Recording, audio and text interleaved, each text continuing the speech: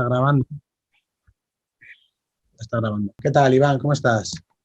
Bien, aquí estamos. Bueno, estamos aquí con... Encantado de estar contigo hablando aquí sobre educación. Bueno, nada, muchas gracias. Tenemos la suerte hoy en esta sección del canal que se llama Pensando sobre Educación de contar con Iván Pozuelo Andrés y también, bueno, nos hemos hecho con su libro que estamos leyendo, muy interesante. Y nada, queremos conocer un poco su punto de vista sobre el sistema educativo, la situación en la que se encuentra actualmente y un poco sus opiniones sobre el trabajo de la docencia, ¿no?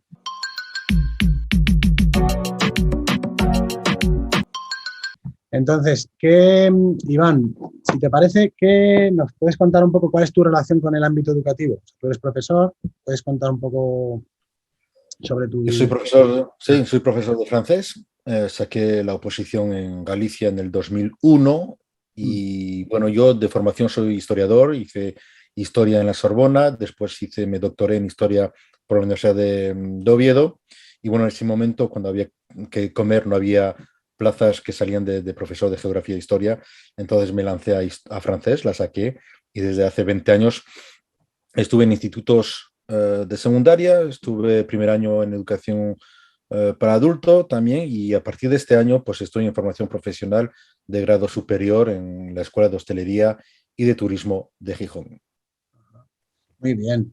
¿Y con tu experiencia, cuántos años llevas de profe, Iván? Más o menos. Son 20 años ya de profe, haciendo, pues, descubriendo la enseñanza por proyectos, tras intercambios y de proyectos de fondo con los chavales. Incluso eso me llevó pues, a participar con, bueno, algunas agencias nacionales que trabajan con la Unión Europea sobre los proyectos Erasmus+. Fui evaluador de proyectos Erasmus+, y ahora también controlo los evaluadores de Erasmus+, es decir, evaluador de Erasmus+. Y bueno, en general, así también un poco académicamente, pues dirijo una revista científica de historia que está en la Universidad de Costa Rica, organizo congresos internacionales y reviso artículos, evalúo artículos, corrijo artículos en revistas científicas y miembro de tesis doctorales. En fin, lo digo solamente para tener un poco la idea de, hombre, de evaluación, bueno, algo por lo menos he tocado. O sea, que eres un profesor muy activo, digamos, que no eres un profesor que solamente se dedica a dar sus clases de francés y se va a casa, sino que estás muy activo con el mundo intelectual, ¿no? Digamos. Sí, y para mí es un todo, para mí es un todo. Los alumnos, los historiadores con los que yo trabajo, para mí es un todo. Lo que aprendo de los alumnos lo trasvaso para los congresos o para escribir historia, y lo que aprendo en la historia, en los congresos, lo trasvaso también para mi aula de francés, para saber el lettre y el avoir de mis alumnos. O sea, que de alguna manera nunca dejas de ser profesor, ¿no? O sea, no... Sí, nunca. Tardé bastante tiempo en considerarme profesor. Me parecía que era demasiado, que era prácticamente como un título. Eso sí que es un título nobiliario de verdad, de entidad, por méritos, ¿no? Entonces tardé bastante tiempo en aceptar que se me llamase profesor, etcétera. Pero desde hace unos pequeños años, pues sí que acepto ya ese título. Sí, soy profesor, pues de lunes a domingo en mi casa, con los amigos, con la familia, en el bar, en la discoteca, en la playa, en la montaña, en donde sea. Y eso no significa dar lecciones, es lo contrario. Es estar a la escucha de todo lo que nos rodea constantemente para poder reciclarlo hacia nuestro objetivo, que es el de dar enseñanzas. Ese es nuestro objetivo, ¿no? El de los profesores. Enseñar bueno, en diferentes ámbitos, ¿no? A los que nos escuchan, ¿no? Sí, Y... enseñar. Lo de seleccionar y discriminar ya lo llevo fatal yo. Si eso lo hemos incluido en enseñar, yo hubiera ya dimitido. Pero creo que no está dentro de enseñar lo de seleccionar y discriminar. Y entonces, bueno, es ahí donde yo tuve algún problemilla desde hace un tiempo. Vamos a hablar de eso. Entonces, bueno, pero antes, bueno, está relacionado, obviamente, porque eres la misma persona. Pero con toda esta experiencia que comentas, ¿no? De 20 años en la docencia y aparte de evaluar, en fin, artículos de revistas, ¿no? De corregir tesis doctorales, ¿no? O participar en los tribunales de tesis.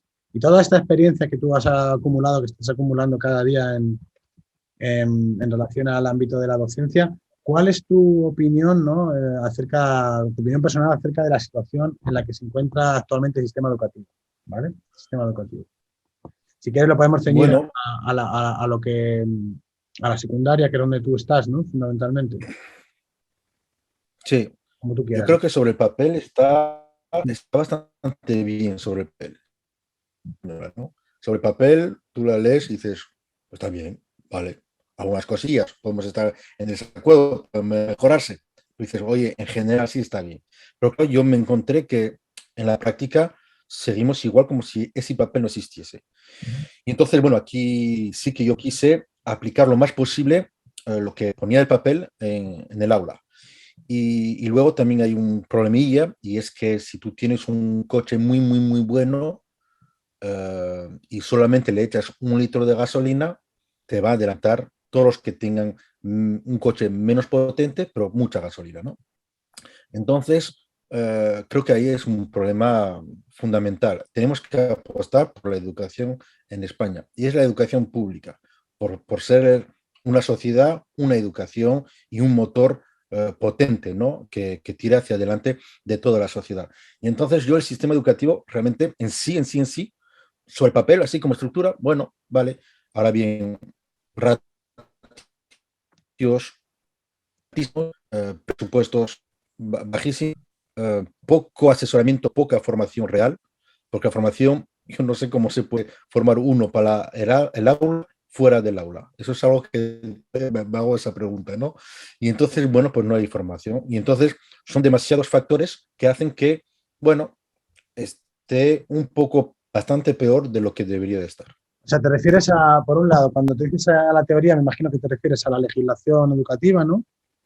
A lo que tenemos, ¿no? Y a Sí, la legislación que tenemos, a las declaraciones de intenciones de las diferentes legislaciones, ¿no? Que no están mal, ¿no? Si uno las lee, parece que son discursos bonitos, ¿no? Y son discursos humanistas, ¿no? De progreso, de inclusión de social. todas formas, sobre educación todo está escrito desde hace ya siglos. En fin, ya Ujú. se sabe desde hace siglos cómo funcionan las cosas. Aquí nos hemos pisoteado, estamos pisoteando, y es verdad que hay un sector de profesorado con una inercia heredada de hace 40, 50 años que boicotean constantemente esas leyes, que boicotean y avasallan a los profesores que queremos aplicar lo más posible, más cercano posible a la ley. Entonces, hay un pisoteo de 300 años sobre historia de la educación. Desde Comenius o desde Condorcet en la Revolución Francesa, solo la Comisión de Educación de la Revolución Francesa ya solucionó todo. Pues más todos los demás que han venido después, que trajeron su propia experiencia y su conocimiento a la educación. Y todos al final es intentar no dejar a nadie en la cuneta. Bueno, pues todavía aquí hay fracaso escolar, y hay un sector que quiere fracaso escolar, que quiere incluso que sea más fracaso, que haya más fracaso escolar. Entonces, claro, ahí te haces una pregunta y dices, ¿por qué? ¿De dónde viene esa inercia y cómo ya la respetamos? Vale, perfecto. Pero yo les veo que no nos han respetado a los que no queremos esa inercia y queremos aplicar pues todo lo que pone la ley. Porque, ¿qué pasa? Que es inaplicable. Entonces hay que cambiar la ley, hay que decir, oye, esto no puede ser. Yo creo que es aplicable. Es más, estoy convencido. Yo estoy incluso convencido que en 12, 18 años España puede ser la mayor potencia que hay en el mundo si apuesta por la educación. Hay gente preparada, suficiente para recibir formación más especializada. Tenemos capacidades de alumnos, de la gente, de los españoles, de las españolas. Entonces lo tenemos bastante bien para ser una potencia. La potencia solamente se puede basar sobre educación. Pues te quería preguntar, Iván, para no perder el hilo de lo que estás comentando, que has hablado de dos cosas que me gustaría que comentaras en este vídeo. Por un lado, has hablado al preguntarte yo sobre la situación del sistema educativo actualmente, has hablado por un lado de la formación docente y de luego de la aplicación de la ley, o sea, de cómo aplicar la ley. Ahora te pregunto por cómo has querido tú aplicar la ley, que no te parece que esté tan mal. Pero bueno, en cuanto a lo primero, me ha gustado eso que has dicho de la formación docente. ¿Cómo puede ser que se forme a los docentes para estar en el aula sin estar en el aula, ¿no? Eso claro, eso para mí es impresionante también. Cuando yo empecé a trabajar de profesor, que empecé como interino en un pueblo y llegué allí, yo sustituía al jefe de departamento, ¿no? Y claro, yo no tenía ni idea, entonces yo llegué allí y yo había hecho el CAP, pero bueno, unas clasecillas, unas prácticas, y bueno, ahora hacen el máster este, pero que tampoco es suficiente. Y entonces, nada, yo llegué y me soltaron ahí, y, oye, la lista no la vas a dar tiempo de imprimirla, pero venga, métete ya, yo sin tener la lista de los alumnos, sin saber. Quiero decir, un poco, da la sensación de que los profesores en España se forman, pues se van haciendo a sí mismos como pueden, ¿no? Y solos ante el peligro, ¿no? Quizás si tienes suerte de contar con compañeros que te puedan echar un cable, pero bueno, ¿tú qué opinas de la formación del profesorado? Pues me parece que, a mí me parece chocante que no nos llame la atención que no nos formamos dentro del aula con los alumnos. Hay un espacio reservado que parece secreto, ¿no? No, no, todo en el aula. Es en el aula, todo está en el aula. Si hay que concentrar todos nuestros esfuerzos en el aula. Tú vas a un centro de profesorado a X kilómetros de tu centro, vas a escuchar tal, vas a ver incluso buenas experiencias, muy buenas descripciones, buenos PowerPoints, algunos menos buenos, y, y ya está, y vuelves a tu aula. Realmente no me parece que sea una formación real. Es como, no sé, aprender a reparar motores sin reparar motores, ¿no? Sin estar ahí en el taller, ¿no? En fin, ¿dónde está el taller? ¿Está en el aula? Pues ahí estamos. Que venga el profesor. Ah, que eso es mucho coste. Bueno, ya sé que todo va a ser coste. Bueno, pues nada, perdamos tiempo y eso sí que perder tiempo sí que es un coste acumulativo de deuda bastante alta a cabo de los años, ¿no? No, la formación en el aula. Hay mucha gente con muchas experiencias, con muchas alternativas que nos enseñan cosas, pero yo lo quiero ver en el aula.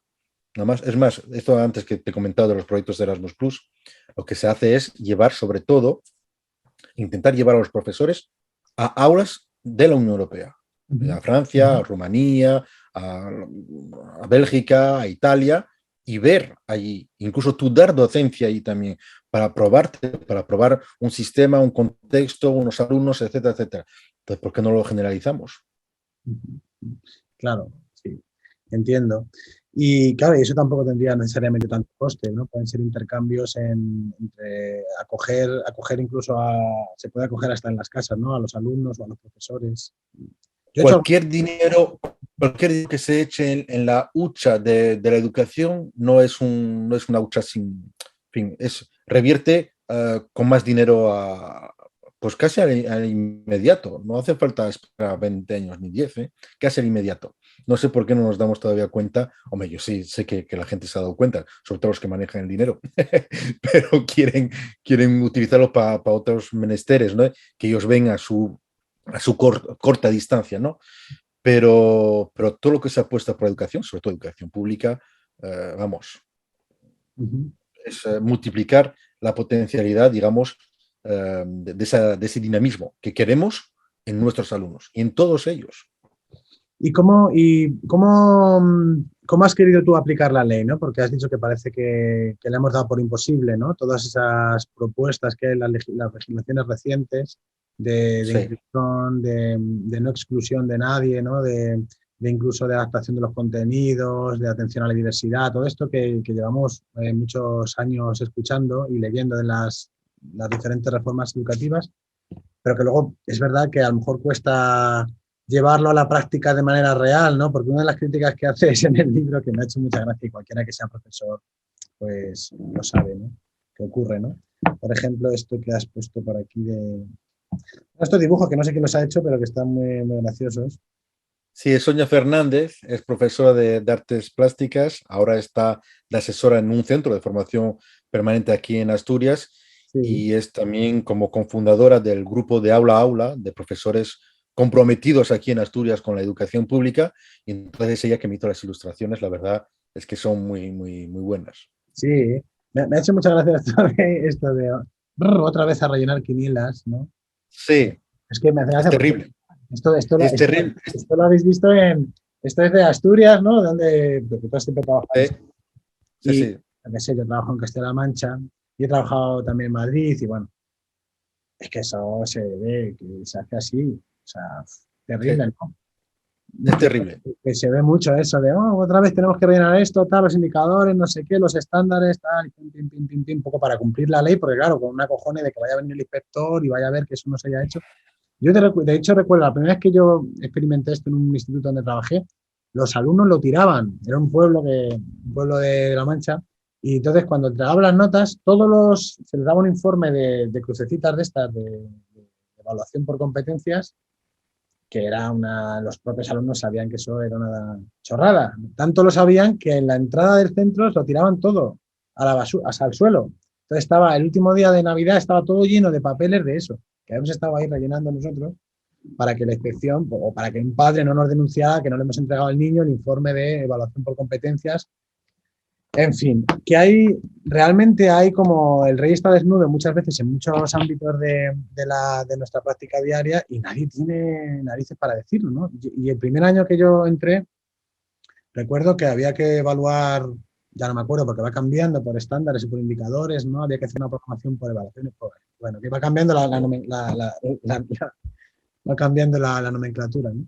Y me acuerdo que llegó el inspector, estaba todo el mundo acojonado. Ostras, que el inspector me va a pedir la programación, no sé qué, pero todo el mundo sabía que eso era impracticable, que nadie lo iba a hacer en el aula, o sea, que en el aula se iba a evaluar de la manera de siempre, pero que luego si venía el inspector, pues ya tenías la coartada, la de decir, bueno, tengo esto para que parezca que he estado evaluando por competencia, ¿no? Pero no estoy evaluando por competencia, porque no sé, ni sé cómo se hace, ¿no? Por lo de los estándares, los indicadores, porque claro, no se sabe si un indicador tiene que valer tanto, cómo se supera, cómo no se supera, qué significa si lo superado, si lo tiene que superar en el examen o lo puede superar luego después del examen. Un lío, un galimatías, que yo se lo pregunté al inspector. Yo era un ingenuo, acababa de empezar a trabajar, interino, y entonces yo no tenía miedo al inspector, pero porque yo decía, ¿por qué voy a tener miedo al inspector? Si es una persona que me tiene que ayudar, ¿no? Entonces yo fui y dije, perdone, que es que no sé cómo se hace esto, si me puede ayudar, si hay alguna bibliografía que me puede dar o algún modelo de programación de filosofía basada en esto para que yo lo pueda emular y tal. Y el hombre me chocó así en la espalda. Se quedó así, primero como diciendo, que me está preguntando, y luego me chocó así y me dice, bueno, tus compañeros te ayudan. Tal. Todo el mundo ahí. En fin, bueno. Esto es una anécdota personal que tampoco tiene mucha importancia, pero que yo creo que sí que refleja un poco, pues eso que vivimos muchas veces en la escuela, de ese miedo que tenemos, esa apatía, a, pues eso, a denunciar lo que creemos que es irracional o hacer, en fin, a actuar como creemos, ¿no? Que debemos actuar. Por eso me gusta un poco tu propuesta, porque bueno, te he visto en los medios y digo, bueno, pues una persona valiente que propone algo, ¿no? Que propone algo y encima lo justifica, lo argumenta. Y entonces en la educación yo siempre he creído que el sistema educativo es un lugar donde, aparte de impartir conocimientos, también en una sociedad democrática, como dice la ley, pues es un lugar de ejercicio de la ciudadanía, de ejercicio de la democracia, de práctica ya de la democracia, ¿no? Porque se puede escuchar los razonamientos, se pueden escuchar, ¿no? Entonces, quería que me comentaras un poco cómo has querido tú aplicar la ley, ¿vale? ¿Y qué te ha pasado? ¿Eh? Yo me he leído la ley muchas veces. Desde el 2000, bueno, ya en la oposición, en mi época, había unos, además del temario, además de las pruebas, de las traducciones, había un temario que prácticamente era un temario del legislativo. Entonces ya a partir de ahí yo ya me interesé. Es verdad que siempre me interesé por lo que es la historia de la educación, etcétera, pero claro, con la LOE, ahí yo dije, wow, nos están diciendo que hay una novedad. Bueno, pues yo quiero saber cuál es la novedad. Y la verdad es que yo estaba de acuerdo incluso con esa novedad. Entonces dije, bueno, pues habrá que aplicarla. Leí muchas veces esa ley, la de la LOMCE también, ahora la LOMLOE también, y la verdad es que me llamó la atención que realmente en los institutos nada había cambiado, ¿no? Entonces dije, ¿cómo es que haya una novedad y no hay novedades, ¿no? Y entonces La leí y vi muchas contradicciones. Hay muchas contradicciones, sí, muchas contradicciones. Y después hay más contradicciones entre la lectura y la práctica que se hace en el aula. Entonces, sí que hablan de competencias. En la primera época de 8, ahora de 7, de mínimos exigibles, lograr esas competencias. Pero claro, ¿cómo se adquiere una competencia? ¿Se adquiere o no se adquiere? ¿Se adquiere a media? ¿Se adquiere a cuánto? Cuando tienes un 8 sobre 10, esos 2 puntos que quedan cuando es competencias, es una parte de la competencia que no sabe. ¿Qué es lo que no sabe allí? Entonces, bueno, yo vi que había contradicciones después entre lo que es una práctica con enfoque competencial, que es decir, que tu asignatura no es lo importante en sí, sino un instrumento más, una ruta más, una forma más para atender la diversidad, para llegar a esas competencias. Es decir, si no llegas a esas competencias, a adquirir esas competencias por 7 caminos, pero sí por uno, tú ya tienes las competencias adquiridas. Me da igual que haya otros 7 caminos que no lo has conseguido, porque no se trata de cuántos caminos, cuántas asignaturas, ¿no? Sino que tú consigas esa adquisición de competencias de alguna forma a través de la diversidad que te ofrece el sistema educativo. Bueno, y entonces dije, vale, muy bien. Y después me encontré con algo que es, evaluar es muy difícil, es muy complicado. Los exámenes, esa resta que hacemos con el boli rojo, pues no vi que hubiese una suma con el boli verde, ¿no? Es decir, para resumirlo y hacerlo un poco simple, ¿no? Te falta una tilde, tú le pones un rojo. Bueno, pero si te acertó la tilde, ponle un verde. Vete sumando. Las otras letras también, pues vale, ponlo. Ah, que eso no cuenta. Los aciertos no cuentan, solamente cuentan en fin, me parece un poco absurdo este rollo. Y después el error no es algo que debe ser un impedimento, sino el primer punto de apoyo para avanzar en ese proceso de enseñanza de aprendizaje, en ese aprendizaje, ¿no? Bueno, pues que sea real. Que no podemos eliminar por error. No, el error, tú tienes que tener confianza y decir, yo me voy a confundir, pero aquí no están aquí para eliminarme. No, es lo contrario. Yo si me confundo, y todo el mundo lo sabe, me eliminan. Directamente, me eliminan. Y yo creo que la educación y la ley, educación inclusiva, atención a la diversidad, atención individualizada, pues no va en el sentido de eliminar. Entonces, con la dificultad, con los ratios, con los contextos del aula, con los contextos de los propios alumnos, pues yo me vi que no podía haber otra llegada que tener un 10 para los que tienen. Si un profesor enseña, si puede enseñar, los alumnos hacen, ¿cómo es posible que no aprendan? Es imposible. Pero si muchas veces cuando decimos, puedo hacer más, es que algo sabemos que sabe hacer, pero que nosotros no hemos sido capaces de decir, lo sabe hacer. Entonces lo dejamos ahí como en suspenso, ¿no? No, tú sabes que puede hacer más, es que ya te lo demostró en algún momento. Entonces, en ese registro es donde yo creo que estamos fallando, creo que no vemos todos los aciertos, creo que no encontramos todo lo que nos dicen los alumnos que saben hacer.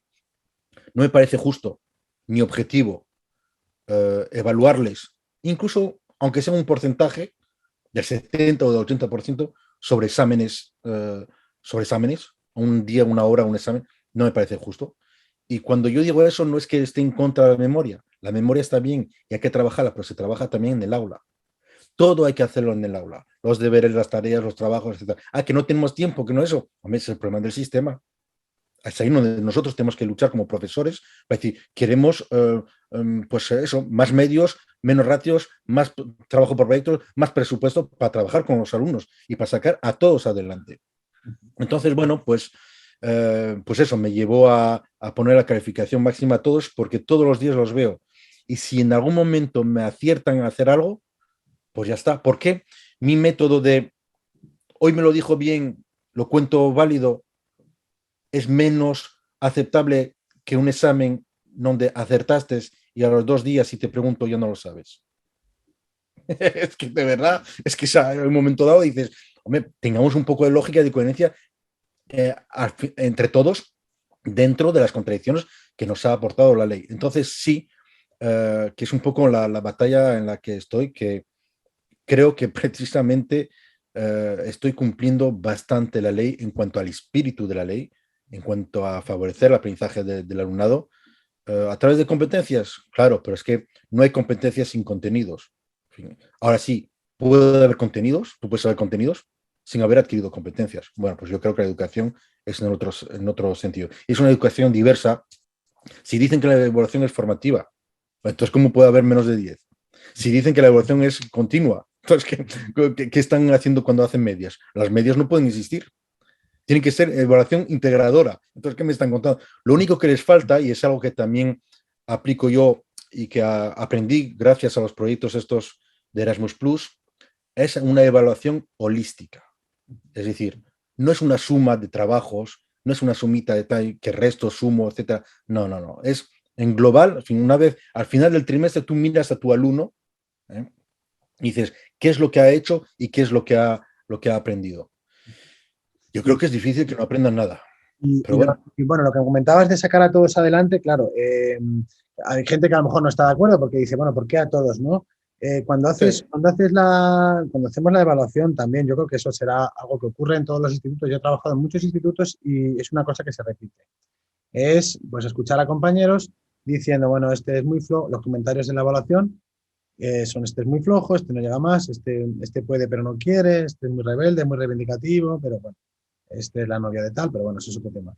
Y entonces, normalmente eso es lo que ocurre, ¿vale? Ya está, como yo tampoco estoy acusando a nadie en particular, pero no tengo Sí, que... y no me parece, no me parece ni justo ni digno de nuestra profesión emplear esas fórmulas, esa forma de evaluar, ni por cansancio, ni por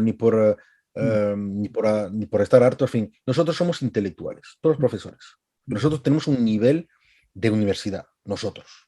Bueno, pues nosotros lo tenemos que mantener precisamente para ver una cosa global, para tener una perspectiva no del caballo ahí con eso, sino una perspectiva global, mundial, perspectiva relativizar desde arriba, desde abajo, en fin, por tener una evaluación en 3D.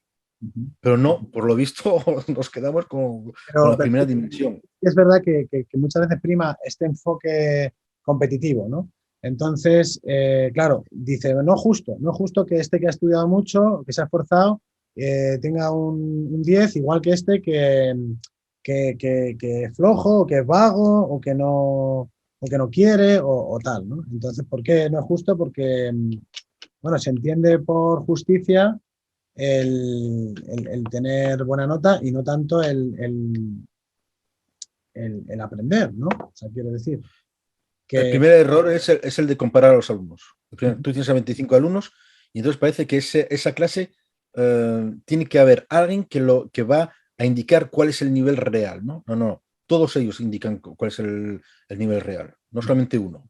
No solamente el que se supone que es brillante. No, no. Todos. Y entonces todos parten de diferentes niveles, que es donde nosotros hacemos. Pero yo creo que los de educación física lo ven mejor que nosotros. Es decir, si tú ves a un alumno que no consigue correr yo qué sé, los 2 kilómetros en tantos minutos, pero tú sabes que ha mejorado desde el año pasado, que lo vas a suspender, porque sabes que no va a poder correr porque no está acostumbrado a correr o no corre con la misma destreza que otros. No, su progresión. ¿Cuál es su progresión? Bueno, pues si tiene su progresión, tiene el mismo 10, un 10 diferente al del 10 que corre y que le va la vida en correr. Perfecto. Pero son 10 diferentes. No entiendo por qué todas las notas lo podemos entender como diferentes, salvo el 10. Y lo que te comentaba es adquisición de competencias. Bueno, primero que nos lo explique. Vale, llevan 15 años sin explicárnoslo. Entonces, cada uno tiene que buscar su sistema. Bueno, pues al igual que respeto la libertad de cátedra de boicotear estas leyes, a mí me gustaría que me respetasen mi libertad de cátedra de intentar cumplir lo mejor posible con la ley.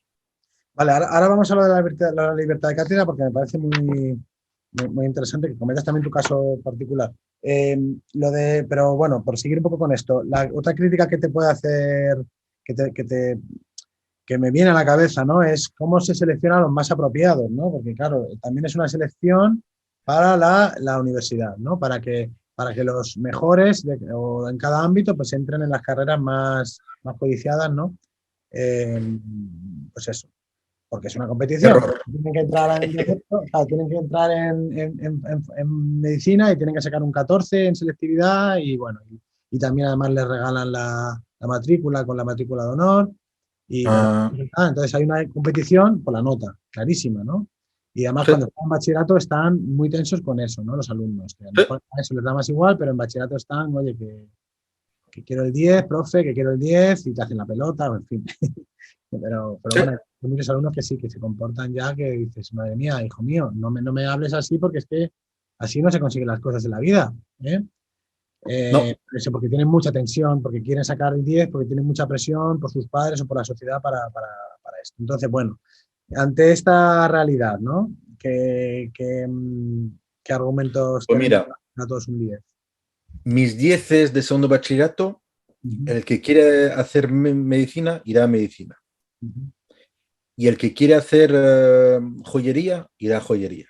uh -huh. Y no es por tener 10 que va a ir el de joyería a medicina. Que yo no sé cómo la gente puede llegar a pensar tan poco en decir, no es porque tengan 10 es que van a ir a medicina. No, tendrá que ir a medicina el que tenga el gusto, la necesidad o el placer de decir, yo quiero ser médico. Es independiente de Claro, esa creo nota. que aquí subyace una concepción diferente, perdona que te interrumpa un momentín, del conocimiento, ¿no?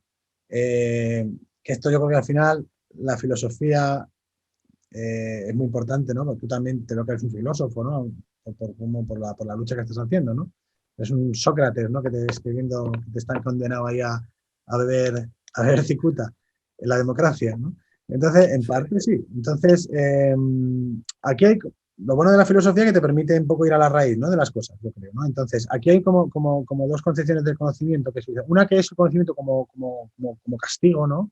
Como digo, una que sufrir aquí para sacrificarse o la educación como castigo, como sufrimiento, como esfuerzo, como dolor, ¿no? De aprender cosas sufriendo, porque la letra con sangre entra, o la letra como dices por aquí en el libro, con la letra con nota entra, ¿no?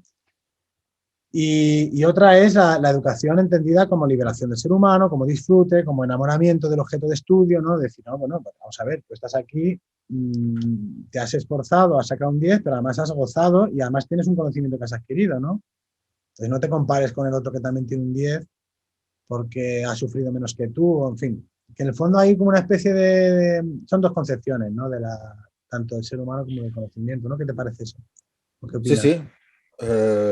Bueno, la verdad es que esto de la competición, esto de si no hay sufrimiento, hombre, no es por nada, no quiero ser yo malo con todo esto, pero entonces los que no han sufrido entre los 12 y los 18 años, después los condenamos a sufrir entre los 18 y los 70 años, ¿no?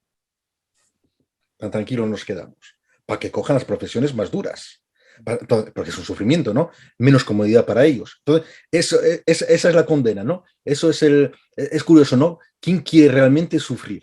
Entonces, como quieres sufrir, entre los 12 y los 18 años, te haces vago, no haces la cultura del esfuerzo, etcétera. Me parece realmente un argumento, vamos, bastante flojo. El sufrimiento para las frustraciones. Si ya nacemos frustrados todos y castrados prácticamente por la naturaleza, que ya es suficiente, si ya la vida nos pone a todos en nuestro sitio y hay durezas ya en cuanto nacemos, ¿qué es eso de, es que si no, no van a saber, es una sociedad de blandos, en fin, la verdad es que creo que la gente que dice eso, para mí los veo bastante blandos, no los vi yo de sufrir demasiado todavía.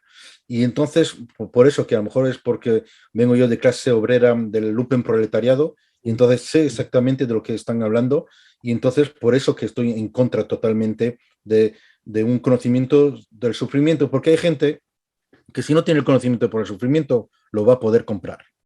Has comentado que el que no va a aprender por el sufrimiento, al final va a aprender, o sea, va a poder adquirir los conocimientos pagando, ¿no? Algo así has comentado. Que al Sí, por final, lo menos el título. sí, claro, claro, sí. Entonces, la verdad es que, claro, cuando tú ves todas las trampas que hay, dices, ¿por qué voy a participar yo de una trampa más? Entonces hay gente que dice eso, que no se cree mis 10. Bueno, pero la verdad es que quien no se cree las notas de los demás soy yo. En fin, ni los 12, ni los 13, ni los 1, ni los 5, ni los 7, ni los 8, ni los 9. En fin, ¿cuál es el documento? No hay. Cada uno eso. Bueno, pues entonces cada uno su criterio, ¿eh? Dentro del marco legislativo. Pero bueno, Claro, si fuese todo dado, es más, queremos ser hasta máquinas, ¿no? Es decir, darme la rúbrica, darme la competencia, dame las cruces, dame los cuadraditos, dame todo, dame el libro de texto.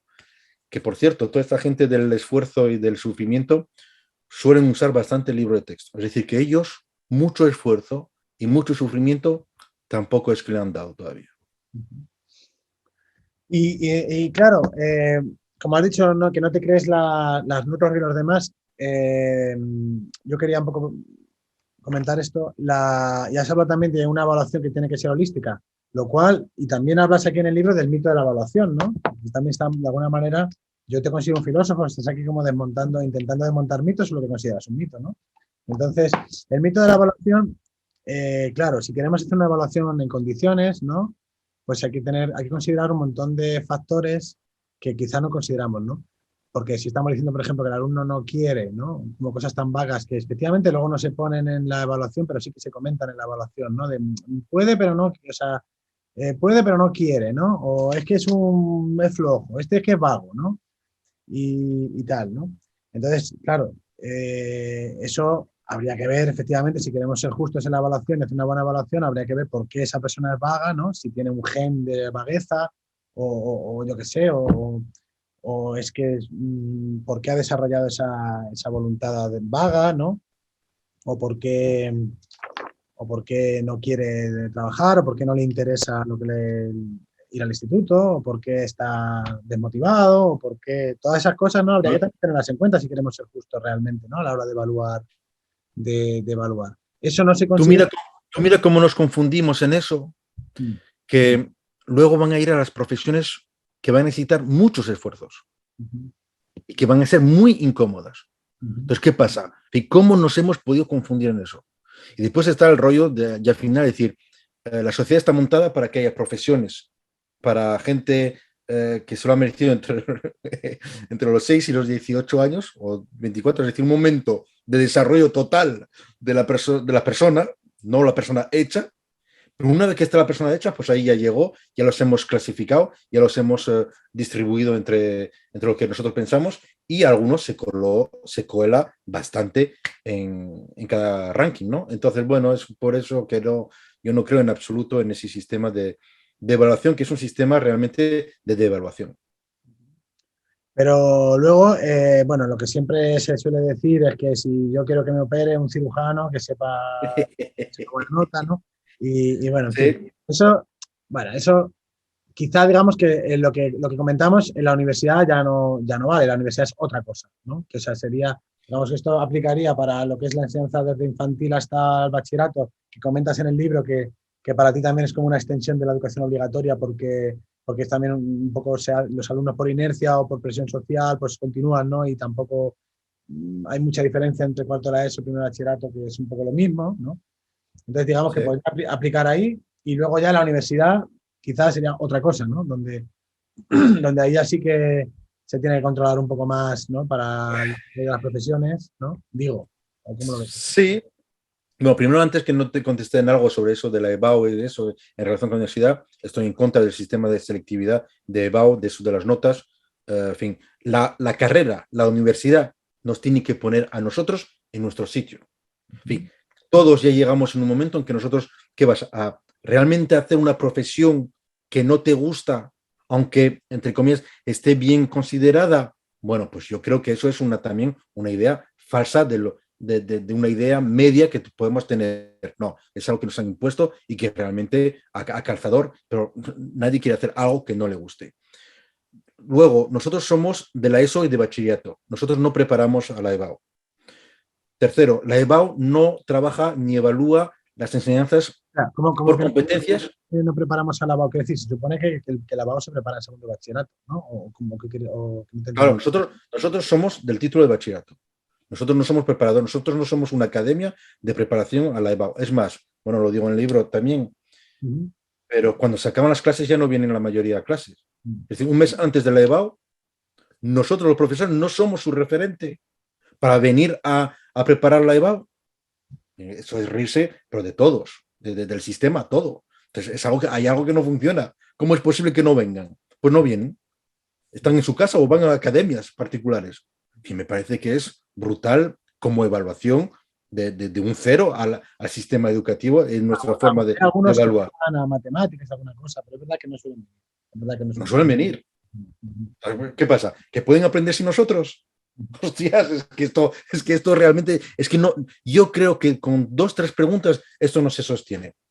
Y luego, lo de la universidad, pues mira, yo creo que los preparamos en general, a pesar de nuestras diferencias, sobre todo en la evaluación, bastante bien al alumnado, y creo que la universidad no está a la altura de lo que ellos requieren que sea la universidad. Y me encontré que en la universidad también dan notas muy, muy altas, incluso a grupos enteros, al igual que muy bajas, también a grupos enteros. Y también me encontré que no hace falta ir ni a clase en la universidad. En fin, realmente seamos realistas de lo que es nuestro sistema en concreto. Entonces, esto de la evaluación, mira, la carrera nos pone a todos en nuestro sitio. Si un alumno no vale para física y química y va a física y química, yo creo que en un mes, 2 meses, él mismo dice, esto no es para mí. Y esto se aprende y esto es entonces la verdadera definición de la autoevaluación, de nuestra propia dignidad y de nuestra autoestima. Es decir, esto no, yo considero que no es mi vía y vas a cambiar y cambias de vía.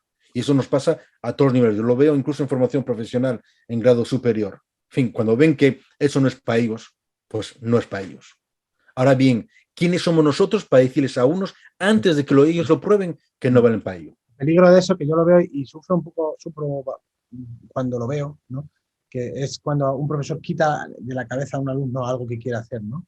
Sí, Eso, bueno, claro, eso es terrible. porque claro, se supone que la intención es buena, es decir, no, para evitar Sí, es bueno. la hostia, para evitar con perdón, pero para evitar la hostia que se va a dar, ¿no? En la vida, entonces antes la evito yo. Sí, Pero claro, exactamente.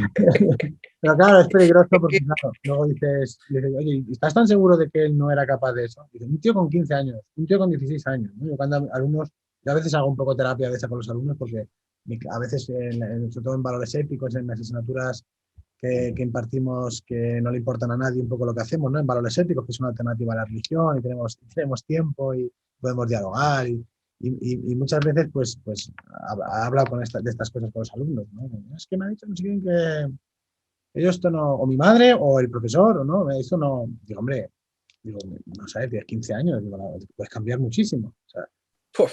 no renuncies a Entonces, lo que quieres hacer y ya está, o sea, vas cambiando, vas haciendo. los estudios sobre motivación, los estudios sobre madurez no existen, no han existido y no valen para nada. En fin, esto es mentira. Todo lo que es neurociencia, neuroeducación, todo eso es mentira. Porque no puede ser. En fin, realmente nadie ha probado en sí mismo de cuando uno quiere, cuando uno tiene motivación, cuando te palpita algo en el cuerpo que dices, o sea, ¿qué está pasando aquí? Que es lo que yo quiero hacer. Boom. Uno arranca. Jolín, es que de verdad es que es tan complicado entender esto. ¿Cómo podemos nosotros poner cortapisas a su desarrollo? No lo entiendo, no lo entiendo, de verdad. ¿Cómo podemos decirle? Nosotros podemos recomendar, nosotros podemos sugerir, decir, oye, ¿qué te parece? Y además son recomendaciones hechas sobre notas de exámenes parciales memorísticos, es decir, una enseñanza totalmente obsoleta sobre cómo medir la capacidad, toda la capacidad realmente del alumnado. No es por proyectos, no es por el trabajo diario, no registras todos los días todo lo que hacen bien. No lo entiendo. ¿Por qué cuando tú estás revisando un examen y que te está contestando delante de ti en directo, sin haber incluso estudiado en su casa, la respuesta tú no se la das ya por buena? ¿Por qué necesitas que te la vuelva a repetir mañana o pasado mañana en el examen? Te lo han dicho ya está, se acabó. Con ese niño no tienes que perder tiempo sobre esa pregunta, pasa a otra cosa. Claro. No entiendo esa opción. Entonces, nuestras recomendaciones es sobre ese sistema. Y después la EBAU, ¿qué hace? El 5%, te interroga sobre el 5% realmente, o el 10%, como mucho, de todo lo que has visto. Entonces, ¿para qué sirve todo el resto? No, tú me dices 25 temas, tú pregúntame los 25 temas. No me preguntes 1, 2 o 3. No, los 25. Y vamos a ver ahora. Bueno, pues claro, es que es mucho tiempo, tal. Pero si en idioma extranjero, en inglés y en francés, no hay oral, El aibao. No hay oral. Ah, Y se están riendo de nosotros constantemente. claro, No hay oral. De inglés y de francés, no hay oral, pero vosotros os estáis riendo de quién. Pues, y se quedan tan tranquilos. Y esta gente es la que además viene a dar lecciones. Yo, claro, en un momento dado, con tranquilidad, educación y con reflexión, pues les he hecho algunas preguntas. bien, una cosa, se me ocurre, lo de las recomendaciones que puede hacer un profesor a un alumno y castrarle, ¿no? Desde muy jovencito, que tiene que ver, yo creo, quería comentar un poco, porque quizá también en nuestra profesión hay mucha frustración, ¿no? De gente que a lo mejor está ahí, pero realmente, pues a lo mejor quería ser un intelectual de renombre o quería ser un tal, y bueno, estoy aquí con estos chavales que no les importa nada lo que yo, ¿no? Lo que yo les quiero contar, que no es así, porque sí que les interesan muchas cosas, pero a lo mejor si lo vives así, claro, eso se frustra y bueno, pues provoca mucha apatía, y quizá esa frustración, o sea, un profesor no puede estar frustrado, yo creo, ¿no? O sea, un docente tiene que estar más o menos realizado. A ver, que no es fácil, que hay que intentarlo cada día, pero tú no puedes decir ser una persona, pues eso, sin energía, sin alegría, sin ilusión, un poco diciendo, bueno, tengo que venir aquí a trabajar porque tengo que pagar la hipoteca o porque no me queda otra hasta que me jubile y no sé qué. Yo creo que yo detecto en todas las profesiones probablemente, pero en la docencia es especialmente negativo, ¿no? Ese efecto de la frustración del profesor o de la apatía sobre un alumno. Sí, porque la verdad es que Mm, por conocimientos académicamente sois, no me quiero incluir en eso, pero no fui yo bueno académicamente siempre, pero sois bastante buenos, sois buenos, fui buenos alumnos.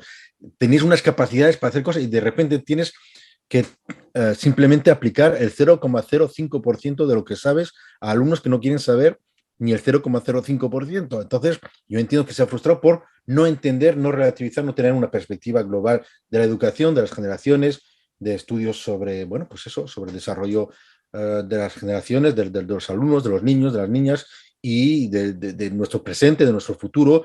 Y entonces nosotros vamos con nuestros conocimientos, que es súper importantes y tal, y no saben, no conocen a Marx, no conocen a Kant, y nos venimos abajo. Pues no, no te vengas abajo, que no pasa nada, que va a haber otros u otras filósofos y filósofas que podrás dar la batalla con ellos, y ya está, y a seguir así. Y que realmente yo no leí un libro entero hasta los 17 años, ujú, y eso lo ujú. digo siempre, hasta Yo que, tampoco, o sea, realmente, que tampoco. Ujú. hasta que descubrí que me gustaba la historia. Sí, sí, sí, sí, Y sí. claro, como libros de historia no nos daban a leer, Ahí ya te pues no me podía gustar la lectura. Es así de claro, no va más allá. Entonces yo tenía esa diversidad. Bueno, pues todo el mundo tiene sus diversidades, ¿no? Claro, claro, claro. Pero bueno, para antes que se me olvide, lo de cómo medir entonces los progresos, porque eso mucha gente dirá, bueno, pero ¿cómo mide el progreso? ¿Cómo mide que el alumno haya aprendido francés o filosofía, lo que sea? Si le pones a todos 10, ¿cómo sabe el alumno si progresa o no? Porque, y ahora vamos a ir a eso, a la acusación que se te ha hecho, ¿no? Que se te ha metido un proceso, que a mí me impresiona un poco todo esto porque, claro, hablando de la libertad de cátedra, yo pensaba que lo comentas también por aquí, ¿no? El miedo que tenemos los profesores a ejercer nuestra libertad de cátedra, ¿no? Lo comentas aquí. Así estamos los profesores con miedo a la libertad de cátedra, creyéndonos prisioneros, tal, bueno, porque comentas un poco sobre el tema del nazismo y de la persecución a los judíos y cómo los judíos, después ya de ser liberados, no se atrevían a aceptar su libertad, ¿no? Y lo comentas aquí en el libro. Entonces los profesores también estamos de alguna manera así, con miedo a ejercer la libertad de la que disponemos o de la que creíamos disponer, ¿no? Porque este libro lo escribiste antes del proceso que te ha hecho un poco famoso por... Entonces, bueno, coméntanos un poco si quieres la acusación que se te ha hecho, porque según tengo entendido, por lo menos una de ellas era que estabas privando a los alumnos de su derecho a una evaluación objetiva, ¿no? Algo así. Entonces, ¿cómo me dirías tú los progresos de los alumnos y qué te ha pasado, ¿no? Y si esa libertad de cátedra que creías tener, al final resulta que no la tenías, o bueno, ¿qué ha pasado? Pues muy larga la pregunta, pero bueno. ¿Cómo se mide? Se mide de forma muy fácil. Sí. tú tienes unos contenidos que asocias a unos indicadores Sí, que a su vez te llegan a alcanzar unos criterios de evaluación que vienen a medir si has alcanzado unos objetivos, que si los has alcanzado, pues has adquirido las competencias. sí, Aquí queda bonito, ¿eh? Aquí sí. queda bonito. Es ¿Has más, visto? puedo hacer cosas más bonitas todavía. Las competencias se adquieren, los objetivos se alcanzan, los contenidos se trabajan y los criterios de evaluación miden todo ese proceso, todos esos elementos curriculares. ¿Y dónde se adquieren esas competencias? Trabajando, es decir, los contenidos con la metodología. Lo que quiero decir con eso es que esto queda muy bonito, está muy bien. Sí. No mucha gente lo entiende, pero eso es imposible de aplicar a 140 alumnos con el horario que tenemos, etcétera.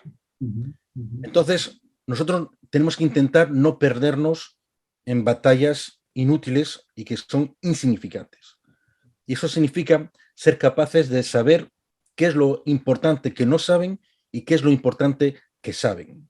Y a partir de ahí, tú mides. Es verdad que cuando ellos vieron mis tablas, A ver, no ellos, les gustó. para que se entienda un poco la cosa. Te han acusado, ¿no? O te han abierto una investigación o un proceso, no sé muy bien cómo calificarlo, la inspección educativa de allí de Asturias, ¿no? Sí, primero en fin, publiqué el libro y, bueno, lo típico, publicas un libro y te hacen una entrevista en el periódico local Sí, porque lo vas a presentar en un bar o en una librería, ¿no? sí. Y en esa entrevista cuento de forma muy resumida el libro y mi concepción de la evaluación, y a partir de ahí, durante 2 meses, sin que yo lo sepa, yo lo supe esto después, pues el Servicio de Inspección Educativa de Asturias pues me investiga mis notas, investiga mi pasado, investiga pues todo lo que es relacionado con el instituto, ¿no? Tu pasado, A partir de ahí, ¿eh? tu pasado, ¿cómo tu pasado? ¿Tu pasado como profesor o tu Sí, pasado? sí, como profesor, Sí. también si hice más declaraciones, bueno, todas estas cosas. Ujú. Y al cabo de 2 meses, ellos abren una información reservada, es decir, una información secreta.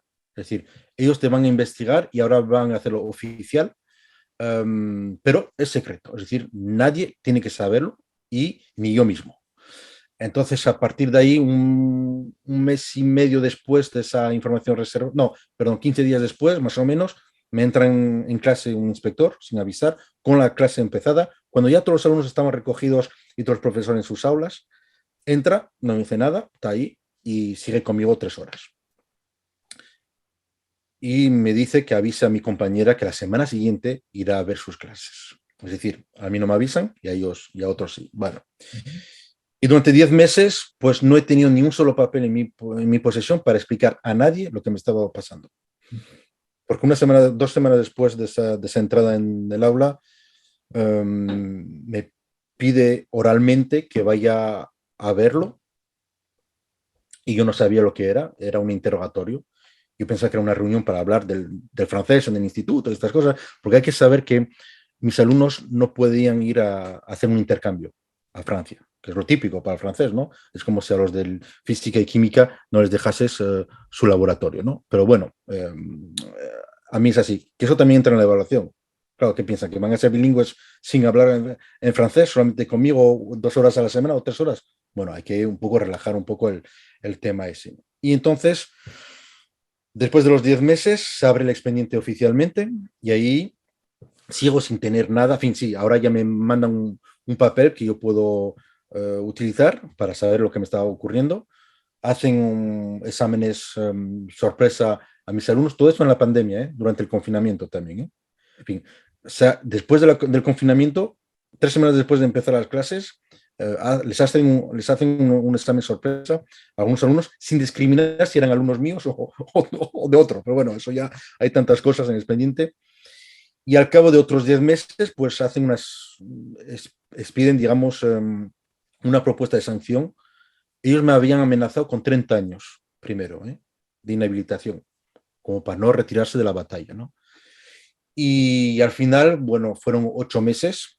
Ahora estamos con recursos, pero dentro de un mes y medio, 2 meses, sí que me puede caer ya la sanción hasta que yo les lleve a los tribunales para ver que un juez decida si lo que hicieron, tanto en contenidos sobre el fondo como sobre la forma, es correcto que se pueda hacer a un funcionario del Estado aquí en España y aquí en Asturias, más o menos. son 2.500 páginas de expediente, no puedo resumir absolutamente todo, ¿no? Claro. ¿Y ahora cuál es tu situación? Pero sí que yo no tengo un problema de hablar de ello y de incluso decir lo que ellos dicen. Es decir, ellos dicen que no se creen mis notas, que todo es falso, que no tengo exámenes, tal. Ya les dije que yo no tenía exámenes. Aunque lo que yo tengo son exámenes, pero que ellos no entienden por exámenes, que son vídeos, trabajos, libretas, ejercicios. ¿Por qué un ejercicio en clase se le tiene que dar menos valor que un examen? Si es el alumno que lo hizo. No lo entiendo. Pero aparte, Bueno, aparte hasta donde yo sé, en la legislación actual y en la anterior, se habla de que los instrumentos de evaluación tienen que ser variados, que no, o sea, no habla en ningún momento totalmente. de un examen, habla de que puede haber multitud de, y que debe haber, además, multitud de instrumentos de evaluación. O sea, que eso tampoco lo entiendo. Sí, y hablan de flexibilidad en casi todo. Entonces, la verdad es que yo sigo leyendo la ley. Es más, cuando ellos dicen que yo no evalúo, que incumplo el derecho de los alumnos a ser evaluados de forma objetiva, precisamente es lo que yo creo estar haciendo con digamos, este sistema que me llega a los 10. Que me llega a los 10, pero yo el día antes de la evaluación yo no sé si voy a poner 10 a todos mis alumnos, a unos, a otros. Es verdad que es a casi todos, no a todos, aunque yo espero que sea a todos, que lo pueda conseguir en algún momento, pero yo hasta ese día no lo sé. Es más, mis alumnos que llevan 2 o 3 años conmigo siempre me preguntan qué nota tienen, porque no empiezan con el 10. Eso de, hay algunos que dicen, es que empiezan con el 10. No, porque si empiezas con el 10, lo vas perdiendo. En fin, es lo contrario de la motivación, es lo contrario de, en fin, lo que tú ves es hundirte continuamente. No, eso no es un buen sistema. Es que yo no lo sé. Lo que sí sé es que una vez que yo veo lo que ellos saben hacer y saben que me lo supieron hacer en algún momento, lo doy por válido. Es que eso es lo que yo entendía, que en lo que yo entendía que consistían los estándares o los indicadores de evaluación. Sí, Que era, sí, lo supera, no lo supera y además no solo una vez. O sea, no, está mal hacer, es lo que me habían explicado a mí, está mal hacer un examen solamente y decir, bueno, en este examen ya, no, sino que tienes que dar como oportunidades varias para ver si lo acabas pasando o no. O sea, que realmente totalmente. es bastante complicado, pero que eso era la manera es por eso me acuerdo que comentando con los otros profesores, pues era como complicado, tenemos que estar poniendo notas todo el rato, ¿no? Porque hay que ver todo el rato si Claro. no lo supera y tal, ¿no? Claro, deberíamos estar uno enseñando y otro registrando. Y otro registrando todo el rato, ha superado Claro, para ser indicador. objetivo y para ser objetivo. Ah, que no lo hacemos, Mm. que no ponemos los medios. Vale, pero yo no lo voy a hacer pagar a los alumnos, esa falta de medios. Claro. Bueno, a mí sobre todo lo que me sorprende en todo esto un poco es que digamos que esto que ha ocurrido, de hecho yo lo he comentado con otros compañeros porque te han visto en la tele o te han visto y me dicen que no puede ser, que tiene que haber algo más, que no sé qué, digo, hombre, pero no sé, si hay algo más pues tenían que haberlo dicho y en cualquier caso, bueno, está hablando está argumentando, está haciendo una defensa de una postura, no es que una persona que dice, bueno, yo me escaqueo, digamos, de mis funciones y no aporto nada, ¿no? Pero realmente tú estás aportando una reflexión, ¿no? Que por lo menos hay que escucharla, no es simplemente reprimirla o vamos a reprimir esto. Y luego me sorprende mucho que se persiga a un docente, que se persiga, que se Sí, sí, inspeccione. no. Pero, en fin, 2 años montando todas estas cosas es una persecución. En fin, tú aparcaste mal, dice, oye, artículo 42.3, 100 euros, y se acaba la historia. En 2 meses, 3 meses resuelto. Esto es en fin, más de 2 años, Sí, esto es una persecución. Pero bueno. o sea, que dedique tantos esfuerzos, digamos, por lo que me Sí, cuenta. Yo, claro, obviamente no sé realmente lo que ha ocurrido, exactamente, sé lo que me estás contando, exactamente. ¿no? Eso partemos de eso, pero en cualquier caso, por lo que me estás comentando y que como has salido en los medios, te has expuesto en los medios, ¿no? Y no ha salido nada de no, que acosaba a una alumna, que lo que sé, o que se dormía en clase, ¿no? Se echaba la siesta en clase, o yo sé que esas Sí, cosas leía el periódico, pueden llegar yo qué sé, lo que sea, si hubiera, hablaba por teléfono. claro, algo que hubiera salido algo, pero como de eso no ha salido nada, ¿no? Y es raro porque los medios muchas Nada, veces van buscando el morbo y tal, ¿no? exactamente.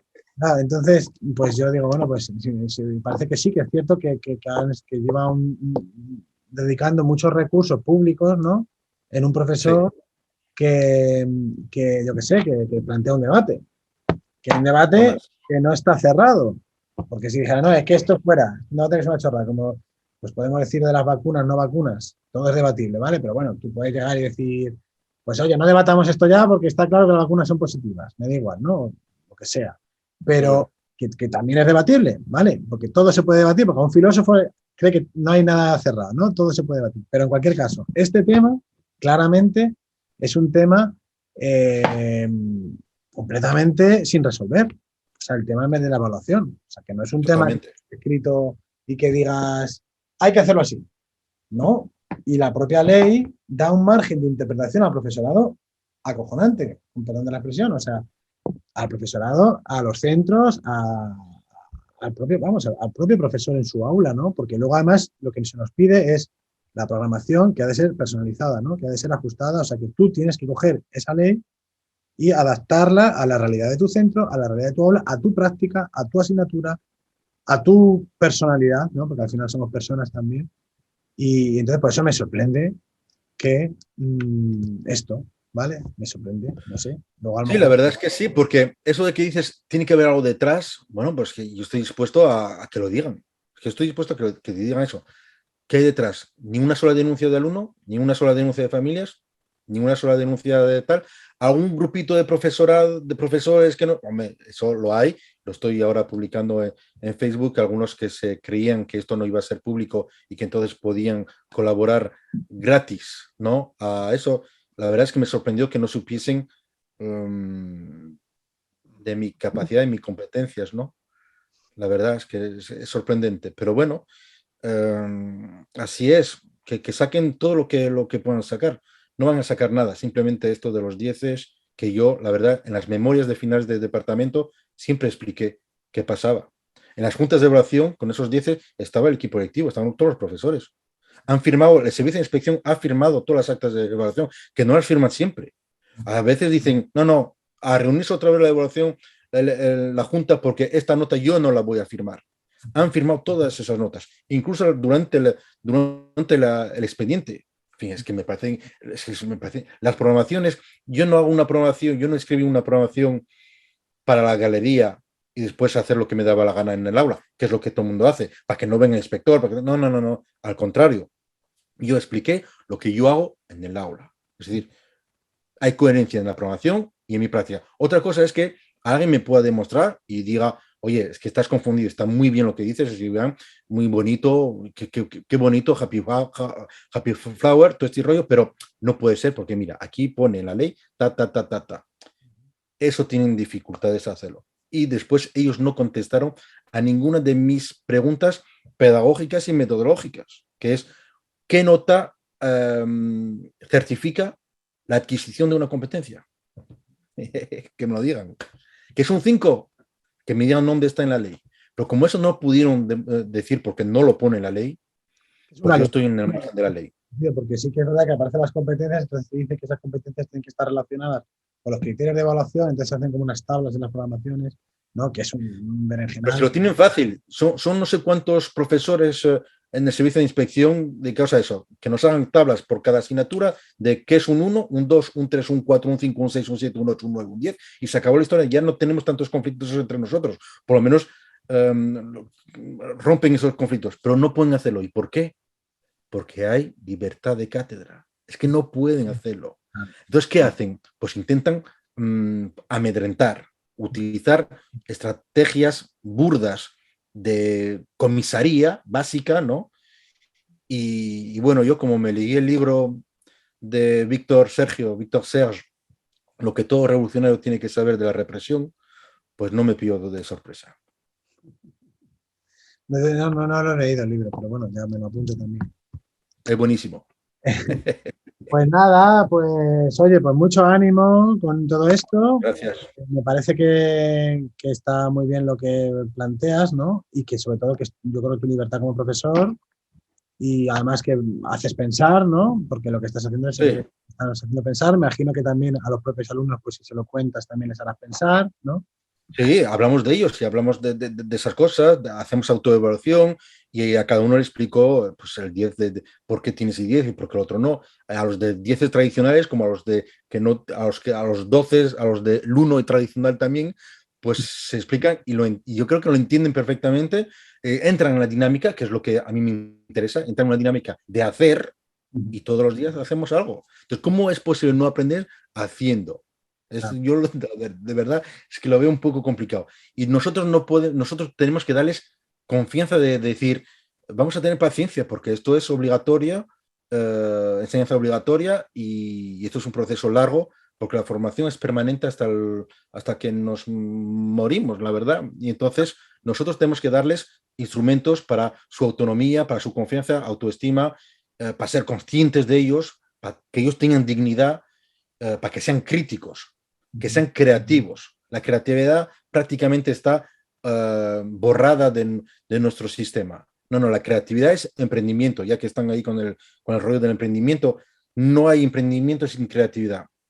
Todos los profesores, todas nuestras asignaturas tienen que tener un componente de creatividad, no de memorización por recitación solamente. Pues nada, muy bien. Ojalá hubiera más profes como tú que planteen debate, que planteen pensamiento, que planteen, ¿no?, reflexión. Y nada, ya organizo un festival de filosofía en Toledo todos los años, así que te invito, ¿vale? Para que vengas. Vale, perfecto. Filosofía y educación. Vamos a poner ese tema, ¿vale? A Genial, ver si cuente conmigo. y das una pequeña, una microponencia, porque son microponencias un poco con debate. Sí, es que ¿sabes qué pasa?